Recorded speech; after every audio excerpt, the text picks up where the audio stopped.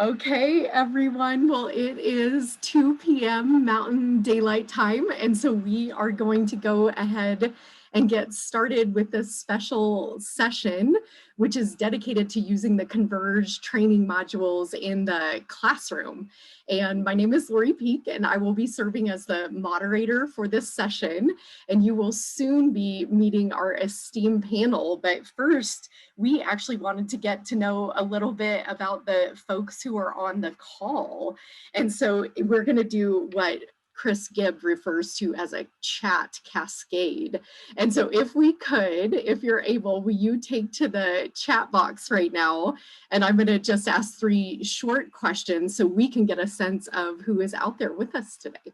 And so first, would you just drop your name and affiliation in the chat box?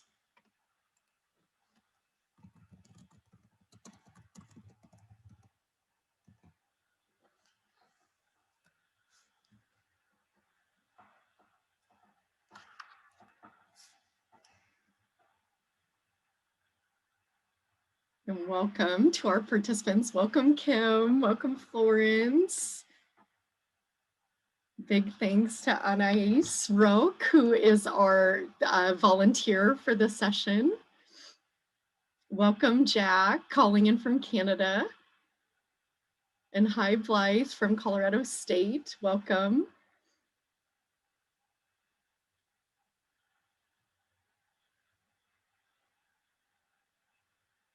And I see a few other friends in there, so thank you. Okay, next, if you would please drop in the chat box, have you ever completed a CONVERGE training module? And so this one's either going to be a no if you haven't ever completed one, or if you have and you're a yes, would you put which one or ones you have completed? Okay, so far of our participants, Florence and Kim and Blythe and Jack are all no's, which is good. That's what we're doing today. So again, if you would take to the chat, if you are out there, and let us know, have you ever completed a CONVERGE training module?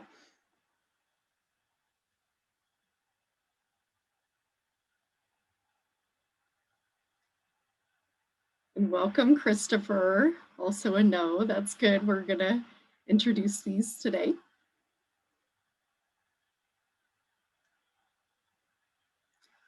Okay, thank you. And then our third and last question is just, even if you haven't completed a module, have you ever used a CONVERGE training module in your teaching?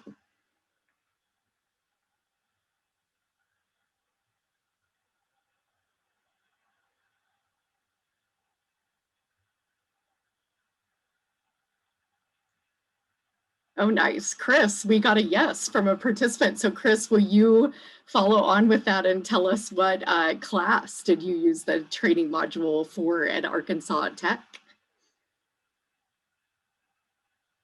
Oh, Regina is very nice.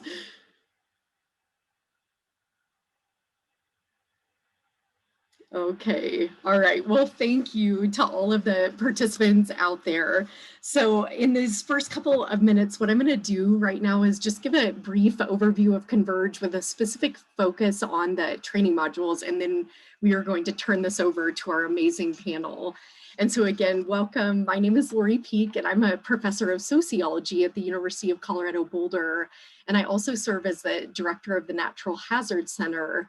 And in 2018, I received a National Science Foundation grant, which allowed me and the team here to establish the National Science Foundation funded CONVERGE facility, which is the one facility in a larger network of shared use facilities across the nation that is dedicated to advancing convergence research. It's also the only facility in the larger 12 facility network that's led by a social scientist.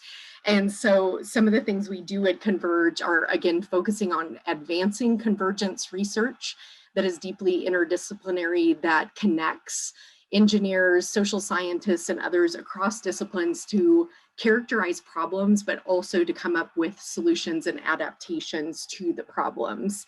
And in addition to some of the work around convergence that we do, we also are dedicated to identifying and coordinating researchers, as well as training and mentoring a diverse next generation of researchers in terms of research fundamentals, but also research ethics, as well as in terms of data publication and some other initiatives that we are leading through Converge.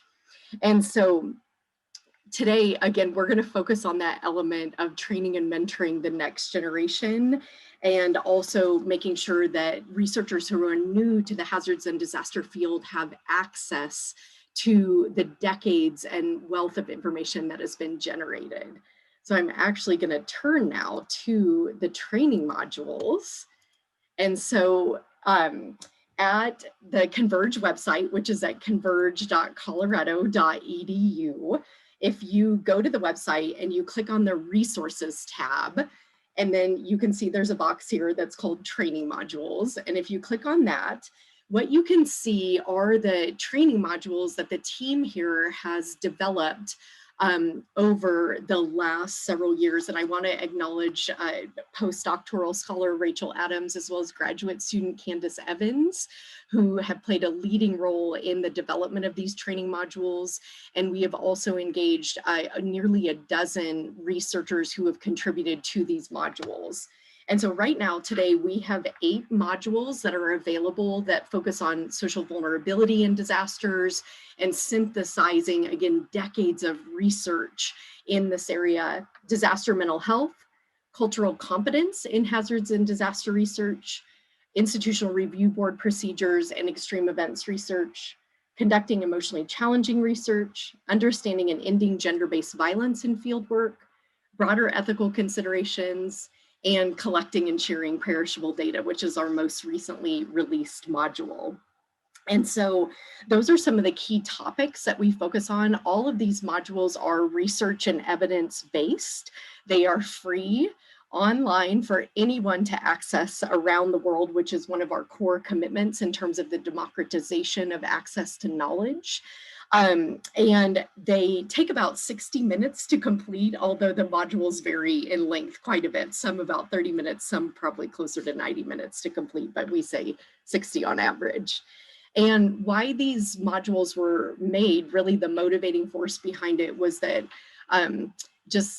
I recognize, as I'm sure all of you do out there, that the hazards and disaster field is a highly event-driven field.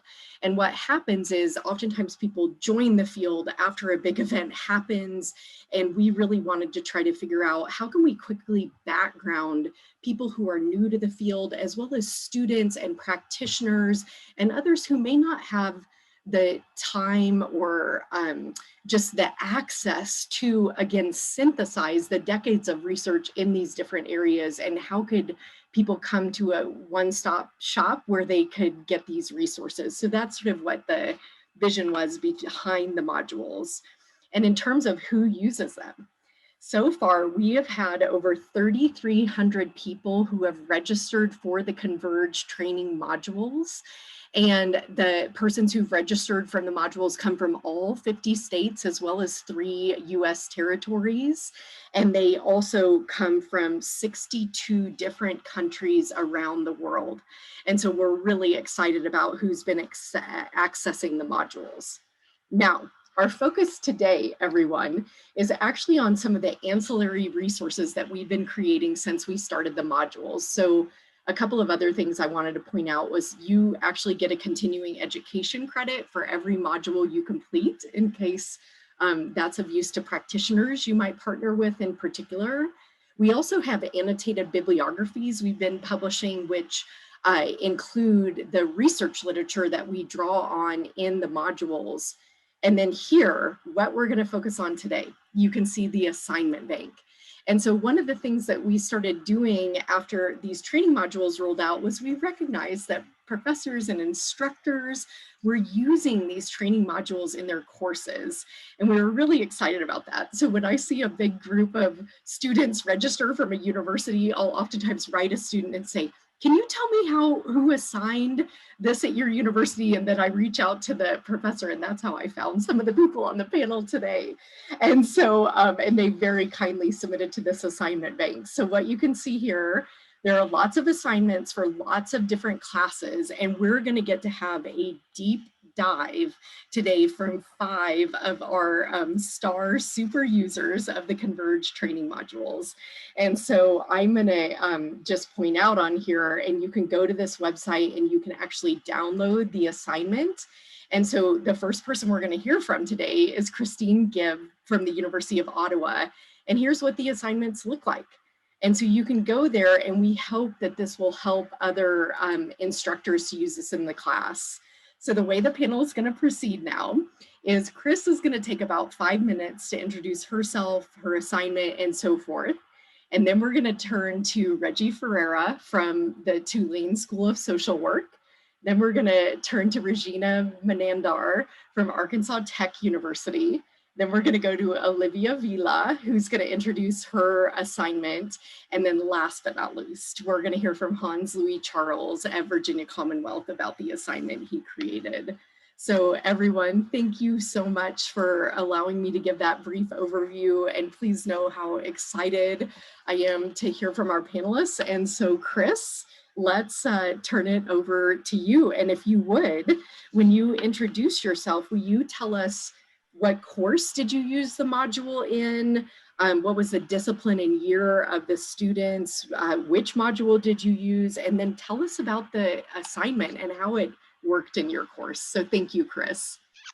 All right, that sounds great. Thank you so much for that introduction and the overview. And I'm glad this is being recorded, and I hope that we can actually keep that clip that you did of the overview of the modules and who's doing it and why it came about on the website, because that's exactly what our students need. I'm going to share my screen to give an overview of my assignment. And that. All right. So as Lori said, I'm Chris Gibb. I'm an assistant professor in the School of International Development and Global Studies. Chris, I'm so sorry. Right now we're seeing the notes view. And so just in case you wanted to put it in the full screen view. Thank you and apologies.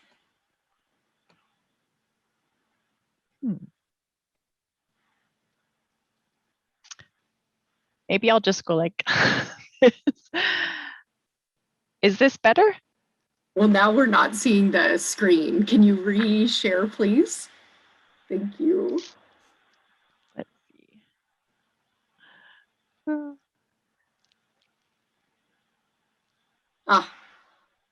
Perfect. Are you seeing the whole thing now? It's not in the, there it is. It's in the, okay. Perfect. Okay. Okay. Sorry about that. So I'm in the School of International Development and Global Studies at the University of Ottawa. And for many students, the course that I teach in humanitarian action is the students' first and perhaps their only exposure to studying disasters and hazards. This is a course that I first created and taught in winter of 2021. It was an online course, and half of the course is focused on disasters and the other is on other humanitarian conflicts, forced migration issues. There's a lot of overlap between the two. So I've designed the course so that students are really dabbling in the world of practitioners. So there were lots of guest speakers from their practitioner world. We used resources used by practitioners like the CONVERGE modules, and the students did assignments that forced them to think like and communicate like practitioners. They had to work both alone and as part of a team. So the assignment that I am presenting today, it's called Create a Training Module, and the students work on it throughout the term, and there are both in individual and group parts. So I've highlighted the different parts on the slide. There are a lot of moving parts. So at the beginning, the students create a team of 3 to 5, And they put together a team contract that outlines their roles, the deadlines, the expectations they have of each other, the module topic that they want to explore, and so on. And we did this in an in-class workshop where we went over the various parts, why it's relevant to humanitarian work, and then they worked off of a template. The second part was an individual component where each student chooses one or more of the CONVERGE modules. And I suggested that each person does a different module as part of the team so they can come together and swap notes. Afterwards, each student does a 2-page evaluation of the module. So it's not an evaluation of this is good or I learned a lot. It's more along the lines of this is the structure, this is the language that's used, these are the key takeaways, this is how they're explained, and this is how they're tested. So the idea is that they're going to think about the best ways to create and put together their own modules. The third step is the groups put together a 20 to 25 page module. This is written on a topic that you think can help better prepare humanitarian workers who work in disaster or conflict contexts, or both. And this includes both a module and a quiz. They post it to the course website. Then each student will do a peer evaluation of 2 other groups' modules, and they'll use the same criteria they use for evaluating the CONVERGE training module at the beginning. And they post 2 questions to a Google Doc. The next step was to do an in-class coding workshop where everyone on the team reads the questions for their own module. They identify themes, they articulate 3 to 5 key questions that they'll answer in their oral presentation. So this part of the exercise is likened as the monitoring and evaluation, or the lessons learned phase of the project cycle. The next stage is to do the in-class presentations. So each group does a very brief introduction to their module, and most of the time is spent answering the questions from their peers that they've identified in the coding workshop. And the last stage was for the students to inform me whether or not I could share their module with the CONVERGE team. And this was not mandatory, and if I could use the module in subsequent years for pedagogical reasons. So I'm going to stop there, and if you have any questions, feel free to contact me.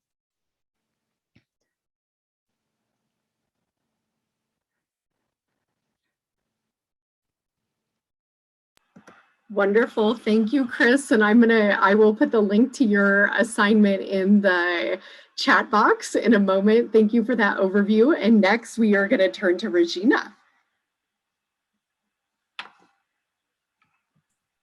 Sure. So let me see if I can share my screen.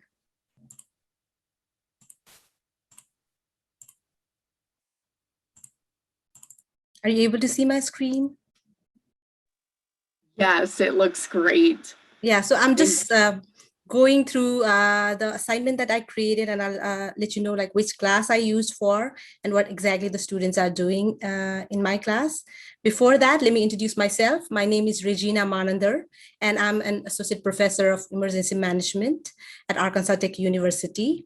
I teach both graduate as well as undergraduate courses at Tech, and I also teach both online as well as in-person classes. So this assignment that I created was for a graduate required course. So it's a course that focuses on research design and methods. So one of the objectives of this particular course was to provide students understanding on challenges related to research, particularly disaster research. What are the things that they need to pay attention to when they are doing research? And in addition to that, this class also provides them understanding on disaster research methods and things of that nature. But another thing that is also important and is discussed in this class is the importance of cultural competence in disaster research. Since as a disaster future disaster researcher or practitioner, they might have to work with people from diverse backgrounds in different settings. I think it's very important for them to know the challenges associated with that, and as well as the things that could help them to build that cultural competence. So that's why I assigned this particular module. Now, please keep in mind that when I started this module as an assignment, it was an extra credit assignment. So all I told them to do was to complete that module and upload the certificate on the Blackboard. That's what I told them. However, now what I'm doing is I made CONVERGE modules part of my assignment. It's required assignment in my classes, and I'm using CONVERGE module in 2 of my classes. One is the Research Design and Methods class, which is a graduate course, and another class that I'm using it is the Social Dimensions of Disaster, which is an undergraduate course, and I'm using 5 modules. It's been good. I've got very positive feedback from students, so I'm going to talk about that later. But this is the assignment that I created. So I told them how they could access the CONVERGE training module, what they need to do in order to get that certificate, and upload that certificate in the Blackboard. And as well as, in addition to that, I also told them that this particular module, like once they have completed, it can go to their, they could add them in their resume. So things of that nature. Yeah, thank you. Let me stop sharing. Nice. Thank you so much, Regina. And it looks like I'm not sure if Chris is one of your students or TAs who joined us. Chris Sheesh. He's an instructor in our department. Oh, an instructor. Very nice. And he said he's used them as well. So thank you to Arkansas Tech. And so next, we're going to turn it over to Reggie at Tulane University. Thank you. Good afternoon, everyone. Thank you, Laurie and Chris, for organizing the panel.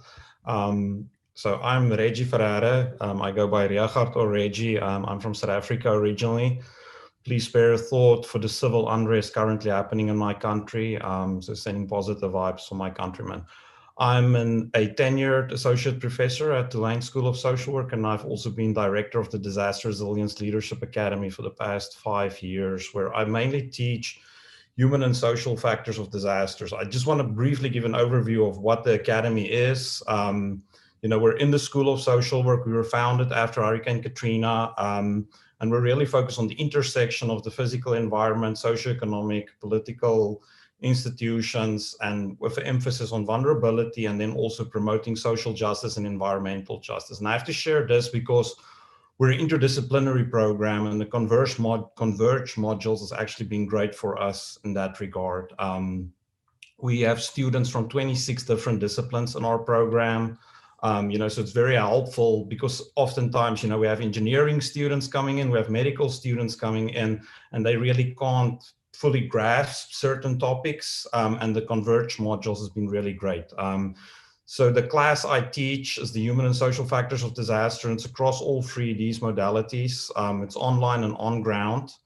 So yeah, there's the human and social factors piece. Going forward, the research modules, we're also incorporating that with our measurement and evaluation courses. And I just developed an undergraduate course, morphology of disaster, and 2 of the modules is there. So with the psychosocial resilience, the human and social factors class that I teach, it's quite holistic. Like I mentioned, we are interdisciplinary, so oftentimes there's not enough time to do deep dives, you know, on subject matter. That's where the CONVERGE modules have actually been really great for us. But yeah, so we do systems approach, focusing on the individual, family, household, the community, and how their resilience is pre-disaster, post-disaster. Theory, policy is always important. You know, social vulnerability and climate change and mental health also forms part of the course, and that's where the social vulnerability and disaster mental health training modules come in. So the exercise that I developed is actually a tabletop exercise. So students need to come up with a scenario for each of the modules. They pair up in teams of 2, And they work with me as the instructor to design their tabletop, and then they actually get an opportunity to implement it in class. It's roughly a 30-minute exercise. But they have to be as realistic as possible with the particular exercise that they're doing, and it's engaged. I've seen, and we'll talk about recommendations later. But it's very, very engaging, the tabletop aspect, and it's also sort of applying real world experiences, and the modules provide that theoretical underpinning and just pure disaster research that's associated with it. Once the tabletop exercise is done, so this is for the social vulnerability and disaster mental health modules. We do usually, after the exercise, we do a social vulnerability mapping exercise, where we use the CDC's data. And then with the disaster mental health aspect, since leadership is in our program's name, we have a heavy emphasis on leadership principles. And the takeaway message that's linking with the CONVERGE module is looking after yourself, your own mental health, but that of your staff as well. Once you go into the field, because burnout is a reality. So yeah, that's me in a nutshell.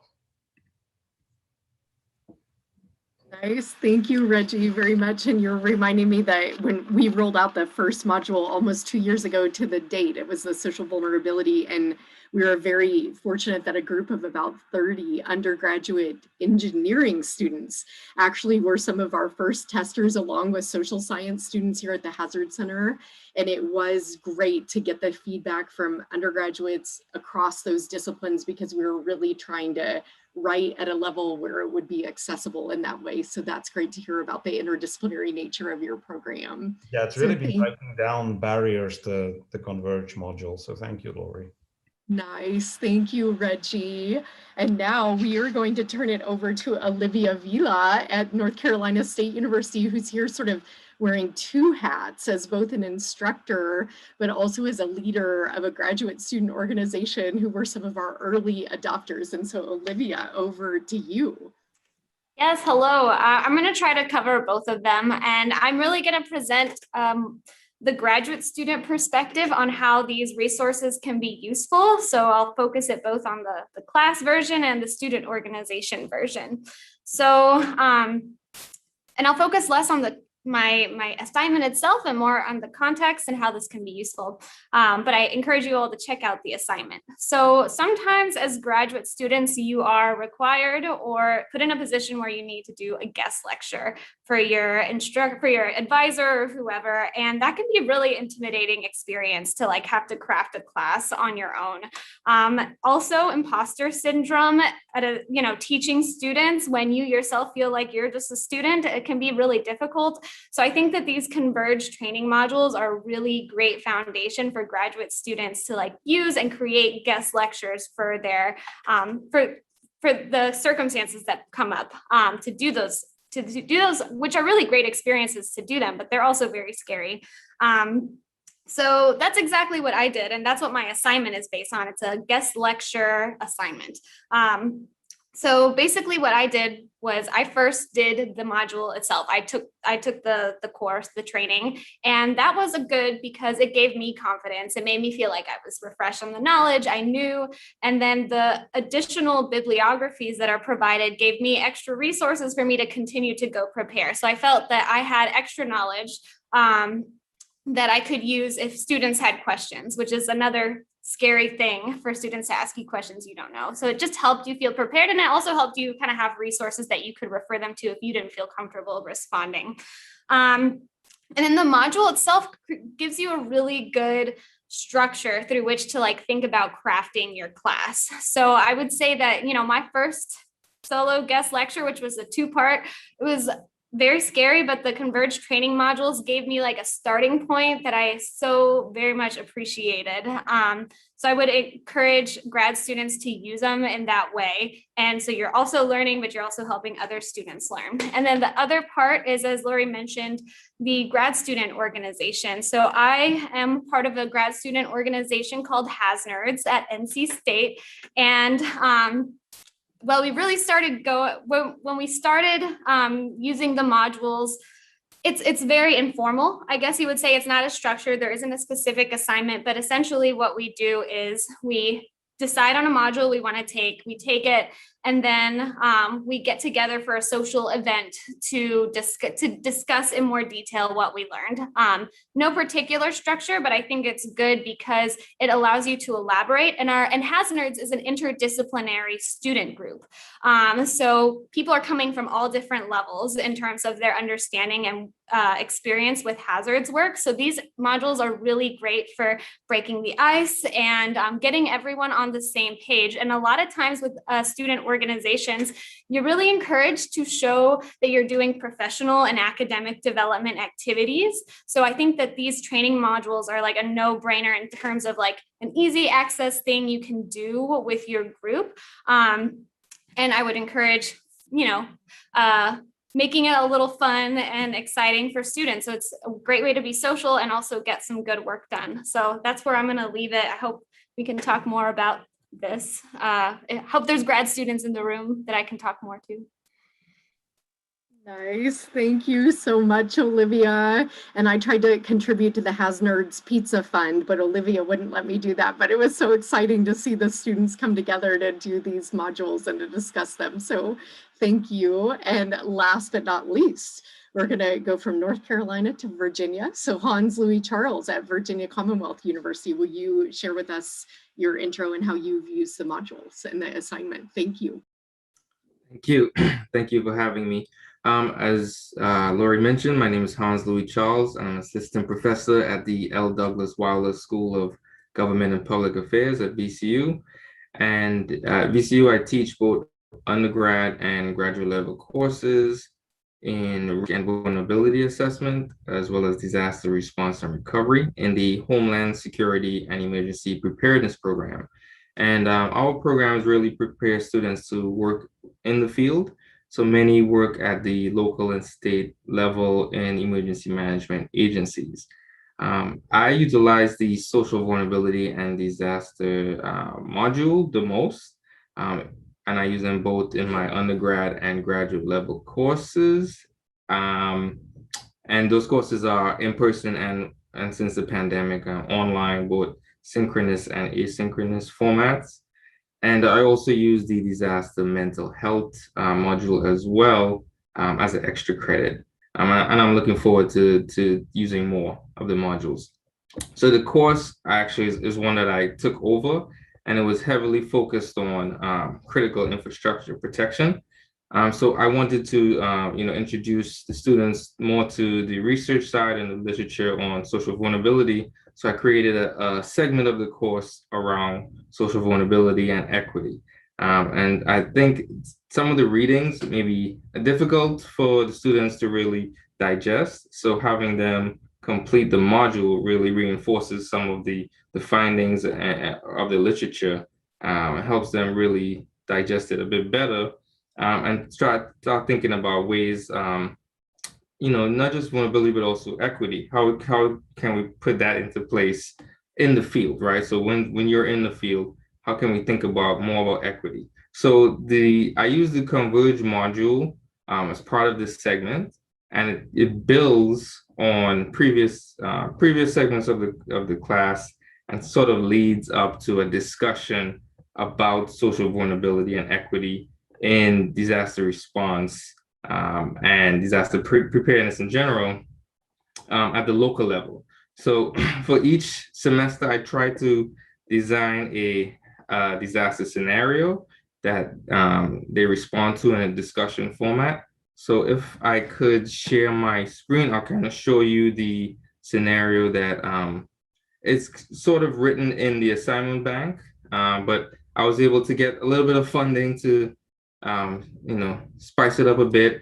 And I created a short video, which sort of gets the students' attention more, but it's more or less the same as reading it, but just so that's a bit more entertaining to them. I created this one video around high hazard dams.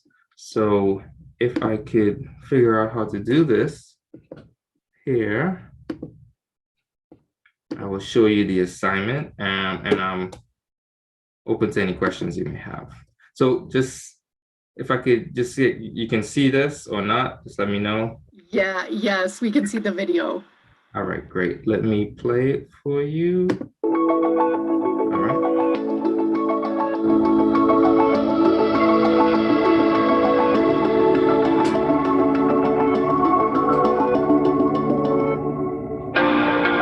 You are a new intern in the local office of emergency management for a small county in your home state. Your supervisor has asked for some assistance with reviewing the county's existing flood risk assessment and has given you all the documentation you need to verify the assessment's findings. While comparing the assessment with the up-to-date land records, you notice that there isn't any mention in the assessment of a privately owned dam in the northwest of the county. This dam, part of the artificial lake serving a population of 25,000 people, has been rated a high-hazard dam and has the potential to devastate the surrounding community if it fails. Based on the assessment, the areas with the highest flood risks include a homeless shelter, an assisted living community, an elementary school, and a public housing complex. With the information on the staggering potential for disaster in hand, you contact the dam's owner and ask them if they have an up-to-date emergency action plan ready in case of disaster. To your shock, not only is the EAP not up to date, there is not even an effective warning system in place for the at-risk community. After informing your supervisor, she tells you to work with the dam owner to update their emergency action plan and propose an effective warning system for the community that uses state-of-the-art technology, as well as a redundant backup system that uses low-tech solutions in case there's a power grid failure. For this assignment, post your proposal to the discussion board. Your proposal should be approximately 250 words and should include features that can reach the most vulnerable populations mentioned, as well as a method to educate the public about the new warning system. This part of your assignment is worth 15 points. Be sure to synthesize and cite the content of your proposal from the course modules on social vulnerability, risk assessment, public-private partnerships, modern technology, and warning systems. After your initial post, respond to at least 2 other students' posts in your group with a few short but substantive comments. This part of your assignment is worth 10 points. Good luck, and remember that diligence on your part is what saves lives. Great, thank you. And that's it for me. Hans, you have several of your fellow panelists who are hoping to become your students, so you may get some transfer students to VCU. So that is so impressive. And we actually, I was going to pick up, our next question is about how, once you did this assignment with your classes, how you've improved upon or changed it. But I'm actually gonna, with this round robin, I'm in the context of that question, I'm gonna ask Chris to follow on what Hans just mentioned, because Hans mentioned that he got a little extra funding. And so Chris also recently received some funding around some of our teaching and use of these modules. And so Chris, in answering that question about how you've received, revised your assignment over time, we also weave into your answer how you were able to seek out and secure funding to continue to build on your assignment. Thank you. And then I'm going to go to Rejina next. All right. So in response to the funding, there's a small pool of money at the University of Ottawa to transform a course into a social innovation course. And so through that, you work with a community partner and you help to solve a problem that they identify. So we're going to be partnering probably with MSF and developing training modules that respond to their particular needs. So we'll be pitching ideas to the organization, getting their response, and then developing the modules that specifically respond to MSF's needs in both a conflict situation and a disaster situation. So that's really exciting. That's a process that I'm going through this summer. So setting up that partnership. Advice to anyone who wants to try having their students make a training module assignment. I would say that scaffolding is really key. You have to chunk it. You can't just give them everything at once. The slide that I showed where you break down all the individual parts was really important. and having lots of feedback along the way, because students weren't accustomed to doing an assignment oriented towards a practitioner audience. So they're really used to writing academic papers, not used to communicating in plain speak and really zeroing in on key points without putting in all of the fluff that sometimes comes into student papers.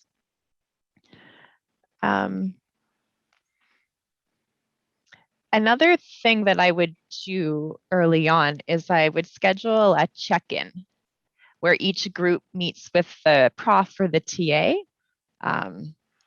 The team contract worked pretty well in stemming off any problems, but we did have a few bumps along the way. And I think a check-in just to make sure that everyone understood what's involved and having people actually see you face to face or over a screen would be helpful.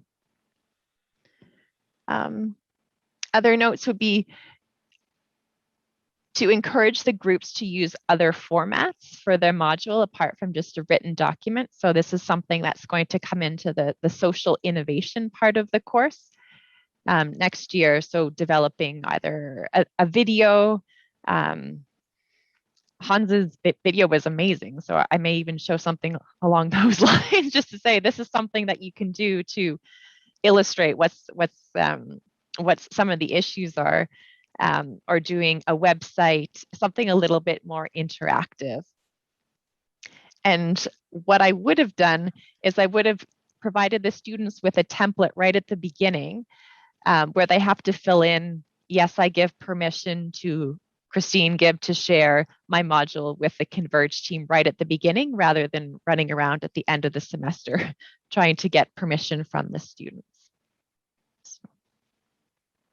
Nice. Thank you so much, Christine. And Rejina, have you, based on your own assessment or student feedback, have you modified things about your assignment? Yes, as I initially mentioned, like the first time I used CONVERGE module, I use it as an extra credit assignment. So the only thing that they needed to do was to complete the module.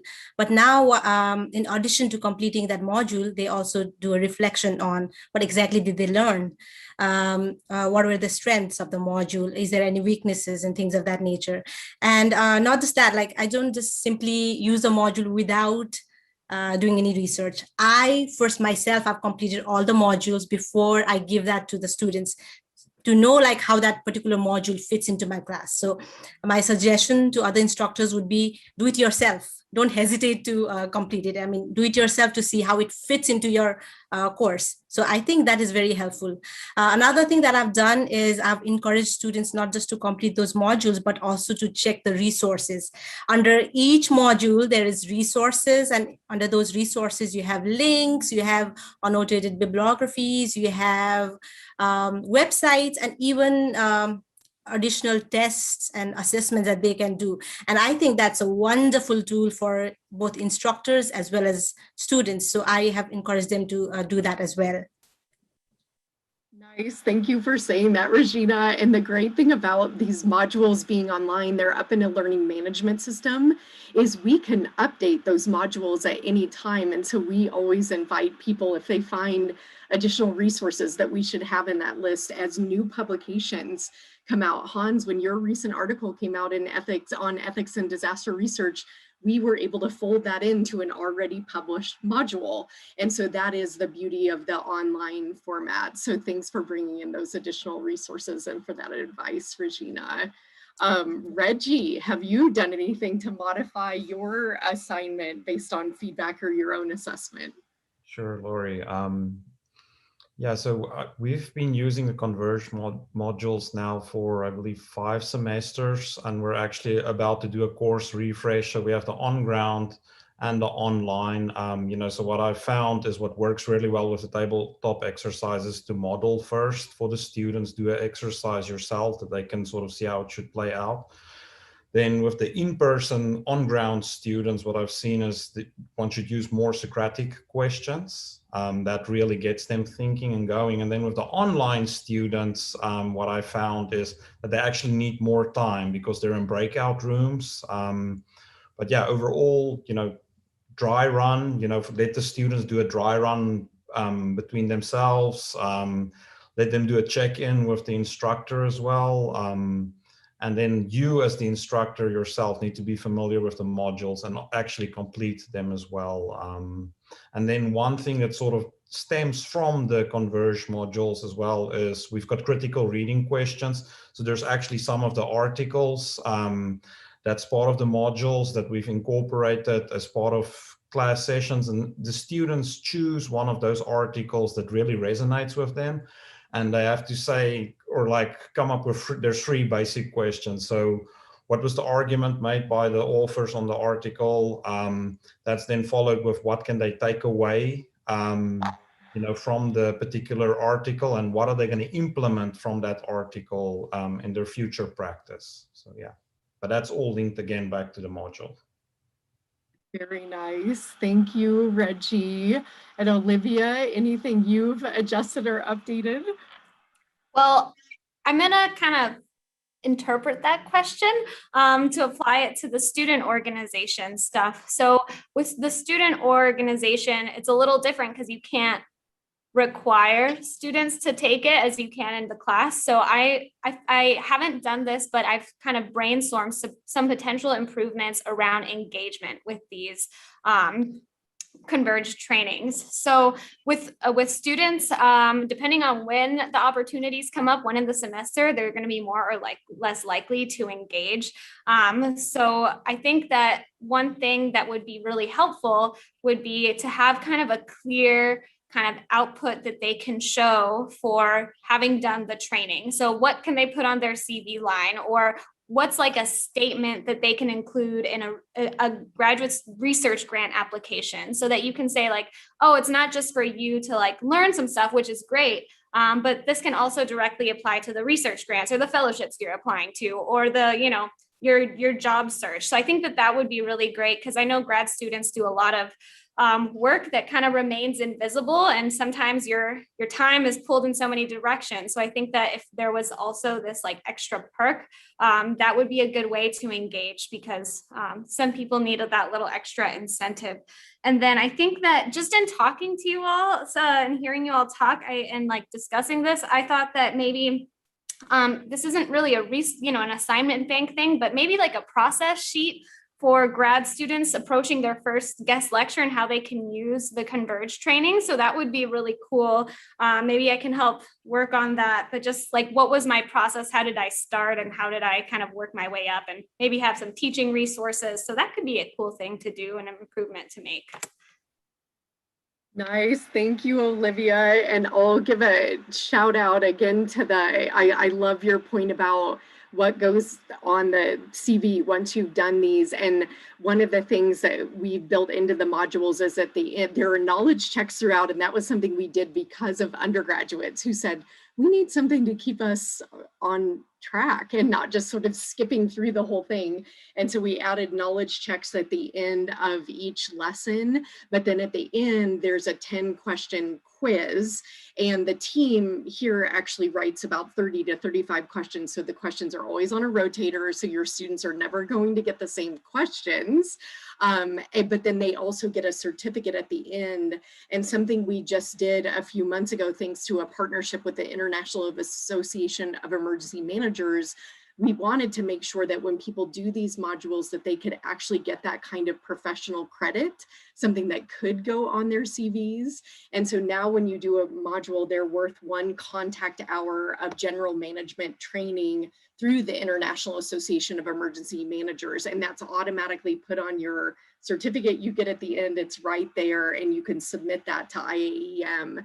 And so right now, about 60% of the people who complete our modules are students, but we're hoping through having that connection that even more practitioners may be able to take this and get credit. So yeah, so thanks, Olivia, for that sort of motivating force point that you made. And then Hans, last but not least, over to you. Have you modified your assignment in some kind of way over time? Yeah, absolutely. Well, the video, for example, is one way I've modified it, but I've also sort of gradually expanded the section or the segment of the course around social vulnerability. because many of my students, this is the first time, like some of the content the module covers, for many of them, it's the first time they're hearing any of it. So I think having a discussion in the classroom is helpful for them to sort of understand why this is important and vital to the field of emergency management, especially since a lot of them will be at the local level. So really grasping that information, having more in-depth conversation, or these difficult conversations, right? Or what are they called? The brave conversations, right? In the classroom. I think it really helps those conversations. So just actually expanding it more and more within my class has been helpful, really reinforcing the value of the module itself. So it's not just a discussion about social vulnerability, but also something that they could take away and put on their CV and show that, they do have some sort of, grounding in what this means. Thank you, Hans. That is super helpful. And I'm going to pick up on the next question for the panel, and we'll do another round robin here. This one is really related to the fact that we recognize you all wear multiple hats, that you are fabulous teachers and obviously thoughtful teachers, but you're also researchers and you're out there doing great research work. And so one of the questions we were hoping you would reflect on is, what are things that you would like to see the CONVERGE team develop? So either develop here, or as Olivia already mentioned, that you're already developing in the context of your classroom or your research to support the efforts that you are trying to advance. So sort of like we've developed this annotated bibliographies, the extra resources, the assignment bank. Are there other supporting resources that you would like to see developed to help make these more usable and useful for both students, but as well as perhaps others in your sphere, like researchers? And so, Chris, you want to kick us off again, please? Thank you.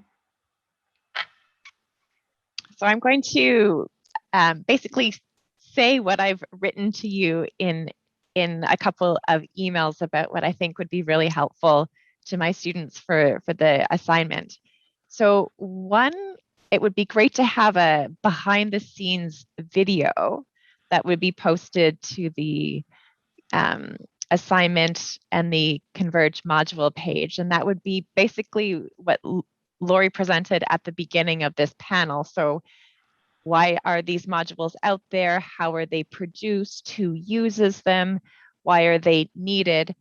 And it would be really important for my students in development studies, because we spend a lot of time talking about the production of knowledge and transparency and why it's so important, and looking at power and issues of power. So knowing about how these modules are produced helps to reinforce what they're learning in other aspects of their courses. And it also forces them to think about those questions when they're developing their own modules.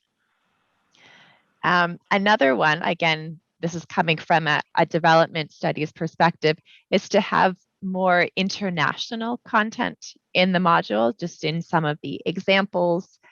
And if possible, it'd be great to have some of the modules available in other languages.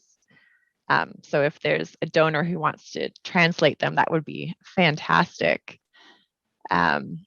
Another idea would be to expand some of the modules to look at the intersection between disasters and other humanitarian emergencies. So helping the students or other practitioners think about how disasters can intersect with conflict or forced migration, displacement.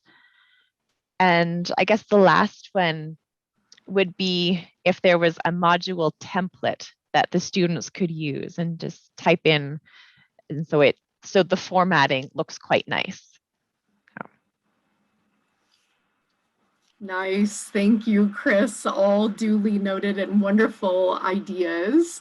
Rejina, any suggestions, thoughts? I think most of my things that I was thinking, Chris already mentioned it, but yeah, I mean, adding more international examples or perspectives would be very helpful. And also, like, I would like to commend the CONVERGE team. I mean, you all have done a wonderful job. It's easy to comprehend. I mean, my students have said that they have started thinking about concepts that they have never thought about. So it's really good. So I would like to commend you on that. And also the resources. I think like for me as an instructor and for students, I mean, those resources there, those are wonderful resources for students as well as instructors. And as you mentioned, like you've been updating that. So I would want you to continue doing that so that we get to see new studies as well. So yeah. Thank you. Thank you very much for that. And that is a great point about the international examples. And one of our full-time researchers here at the Natural Hazard Center, she does a lot of international research, and she's always sort of pushing us in all of the modules to put in more examples. And some of that is due to that sort of US dominance in a lot of the disaster research literature, right? That so much of the literature is coming out of US-based researchers writing about US-based disasters. Some of it's our own linguistic shortcomings that we're not always able to access writings in other languages and so forth, but that is definitely, we hear that feedback loud and clear and really appreciate it, Chris and Regina, all of it. So thank you. And Reggie, suggestions or thoughts that you've been contemplating around revisions or new support resources? Yeah, I don't want to repeat my colleagues, but just something that comes to mind. And there is elements of it in some of the modules, but the JEDI concept, justice, equity, diversity, and inclusion. Again, as the West, we're sometimes very imperialistic with the approach. So having a module on community collaboration that we can combat like decolonization, or that we can actually implement decolonization. So a community collaboration module. I know, again, there's elements throughout all the modules, but like a standalone module, I just personally think would be great. Nice, thank you, Reggie. And Olivia. Yeah, I'm gonna try to make this more broadly applicable than just to student organizations and kind of grad students. But the inspiration is that, for example, when we do this with the student organization, we want to have a more social environment. We want to have food, or we want to have, extra stuff that people can join around, just extra incentives to get people involved, again, related to that. We're not forcing them. They have to come of their own free will. But I think, and this relates to some of the things you all were talking about, which was extra funding opportunities that might be available to enhance the experience with the CONVERGE training. So Hans, you did that cool video.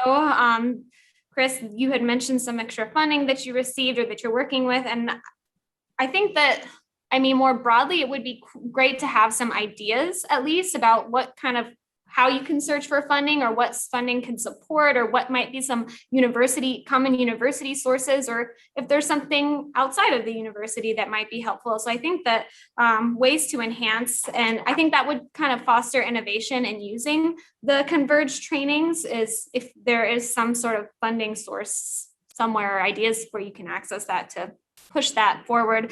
And then also, this is more grad student oriented, but maybe some templates for like advertising, like social media, little kind of blocks or something that has the training, has like a snippet about the training that we could just put in, like our university, or like the location information, event information, or whatever. But I think having like advertisement templates that are visually appealing, like Twitter friendly, would be really great. And I wouldn't have to do it. I thought about it, but I don't have the time to work on that. Nice. Thank you, Olivia, very much for those suggestions. And Hans? Yes, I have nothing negative to say. I love them. My students love them. I think in the beginning there was, I'm not sure, a challenge with doing it multiple times. If you failed to pass the first time, I'm not sure if you could do it again, but I think myself, sorry. That was the only challenge my students had, because some of them didn't pass the first time and they couldn't do it. So I'm not sure where that stands, but I really have nothing negative to say. I really look forward to the new modules. 1 second, Olivia. I did think of something. But I do have a suggestion. I don't know if it fits in or how you could fit it in, but the community itself, the academic, the research community, we have lost a few giants in the field. Dennis Milletti, Quarantelli, Dines, and even those that have not passed on, have really contributed a lot. So I don't know if there's a way to do a module where we kind of go through the work of, say, oh, this is the work that Dennis Milletti has done. So the students really could connect the research and the research findings to that scholar or that school of thought, etc. I don't know if that would be helpful, but I think I would definitely appreciate it, to see the work Joel Scanlon has done, and Milletti, especially the ones who have passed on. Also yourself, Lori, and Father Gil as well. A lot of the work you've done, and Tierney. There's so many, right? There's so many, and I think it's a great way to kind of highlight the work that you all have done. Thank you for that. And that reminded me of a question that Chris has asked me a couple of times that I didn't address in the intro to this, but Chris had asked me, how do you decide on the topics that you've had in the modules? And so it's been sort of a mix of when I wrote the CONVERGE proposal to the National Science Foundation. Like, I had a vision for what these modules would look like and the content that they would address. And so some of the core topics that you see now were identified in that grant proposal, but a lot of it has also been through feedback like this. So sort of community-driven feedback of people saying, well, we need a module on interdisciplinary methods is one of the ones that we're hopefully going to be working on over this next year, because we've heard that a lot from our engineering colleagues who use these, that they said, we'd really like to know about the methods. Some of it has been funder driven, that NSF funds the CONVERGE facility, but the Centers for Disease Control and Prevention have supported several of these modules specifically. And so the CDC was really interested in having that module on social vulnerability, on disaster mental health. Right now, we're working on one on public health and disasters to support research calls in public health and disasters, but so they have that baseline information. And so it's been sort of a mix of our ideas for what's needed, what funders are really interested in, and then what our members of our research community have asked for.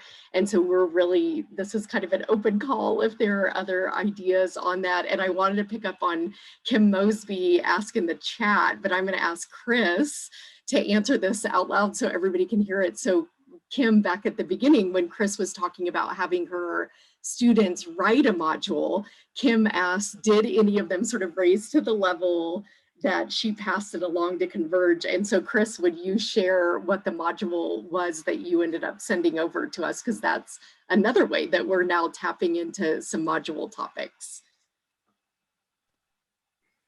Yeah, so there were 7 different groups in the class this semester, and one of them agreed to pass along their module to the CONVERGE team. And it was a module on researcher positionality, practitioner positionality, being aware of who you are, your different social locations, and how that affects the work that you'll do in the field, how you'll be interacting with local organizations and disaster survivors. And so that was shared with Lori and her team, and there was a very positive response. And it looks like that we'll be seeing how we can take the student module and building it up so it's the quality of a CONVERGE module. So I don't know how that step works. So I'm very curious to follow along with that particular process too. Yes, and we were so excited to see the topic of positionality. So Kim, again, thanks for that great question. And something I was going to say about that is the emotionally challenging research module that we have up there. That one was actually completely graduate student driven. There were 3 graduate students here at CU Boulder who came to me and said they were all doing research in incredibly emotionally challenging contexts. And they said, is there a literature out there on doing this kind of emotionally challenging work in disasters? And I said, let's find out. And how about you come and work here for the summer and write a module on it? And so that it really was led by these 3 amazing students. And then right now, 3 other graduate students, one of them who's on the call, Jessica Austin, is co-leading a new module on reciprocity in research, and how do we do reciprocity in ethical ways in our research. And so when Chris wrote me about positionality, we said yes, yes, yes, and look at how these things are all connecting together in terms of, again, emotional challenges, ethics, positionality, reciprocity, and so forth. And so this leads to another thing that we're hoping over time. We have 8 modules right now. We have 3 actively in progress that are going to roll out this next academic term. And so we are hoping that we might be able to move toward that kind of credentialing system that Olivia was referring to earlier. So there's something more that you can put on your CV as you move through this. And so again, we are just so inspired by all of you and wanted to check in because we have just under 10 minutes left in this session. And Kim Mosby is putting some amazing topics in the chat of possibilities. She said the possibility for community engagement in disaster research. How do you get funding for disaster research? She also loved the history of the field and the key researchers in the field as a topic that Hans had raised. And Luther Green chimed in and said, how about data sharing? And so great ideas. And to our participants out there, if you have any questions of the panel that you want to pose, we would love it if you have a question or just even a suggestion that you want to chime in with. We'd love to spend our remaining time hearing from all of you. So again, if you have any questions, we'll be watching the chat. And otherwise, what I think we're going to do now is just kind of a quick closing round robin as we're waiting to see if any questions do roll in, just to ask how students responded to this. And so maybe we'll take 1 minute for everybody. And again, Chris, you've been our leader all along. And so Chris, would you kick us off with how have your students responded, the good, bad, ugly, and happy?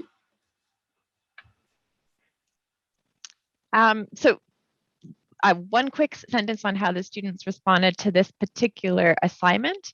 They found it challenging, but they really found it a rewarding experience. And they're very enthusiastic. And in the end of the semester feedback, they said, this is an assignment that you should definitely keep for future students.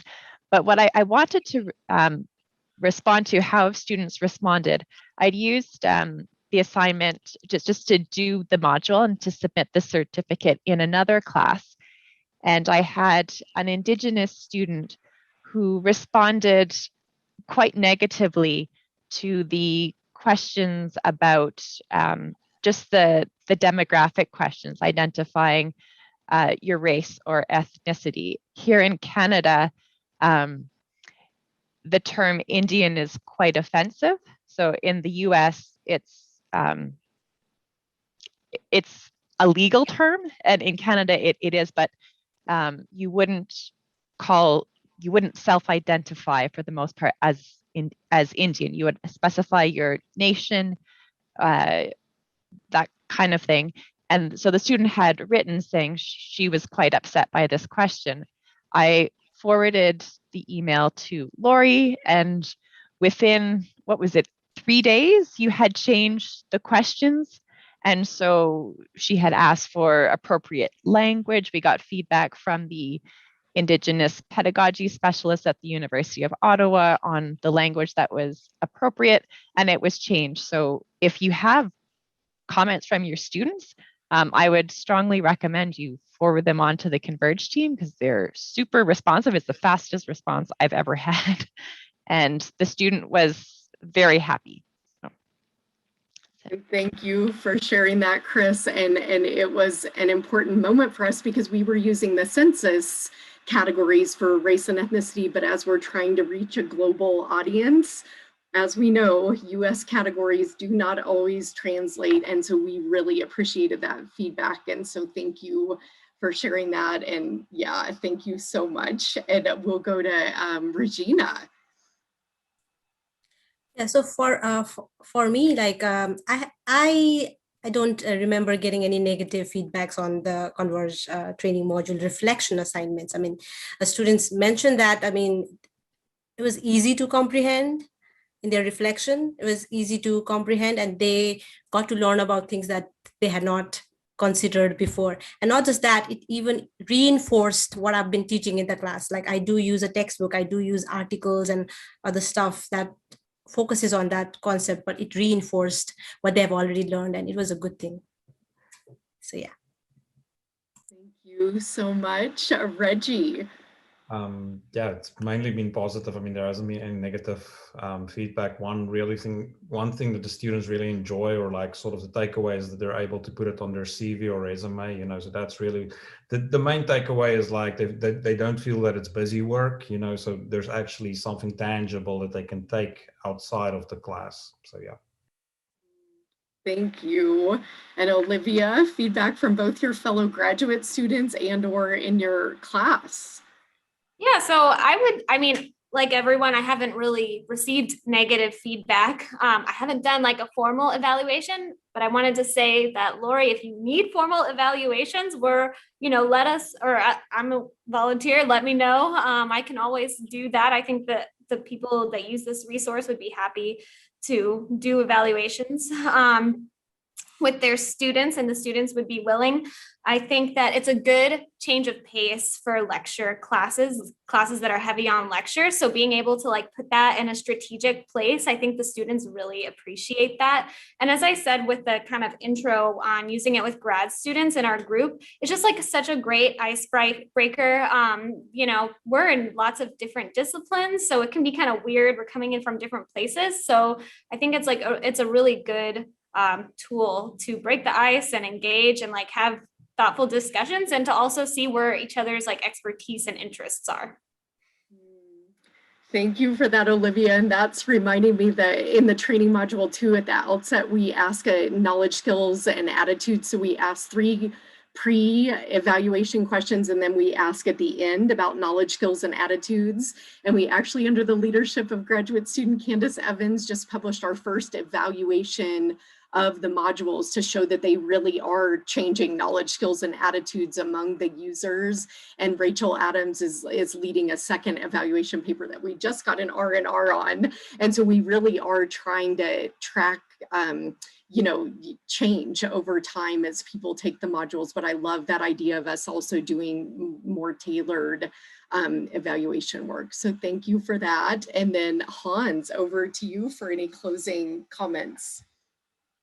I echo everyone on the panel. The feedback has been very positive. And I think it was Christine who mentioned in the chat that the knowledge checks as well in the module has been very helpful for the students as well. They enjoy the format and the information covered.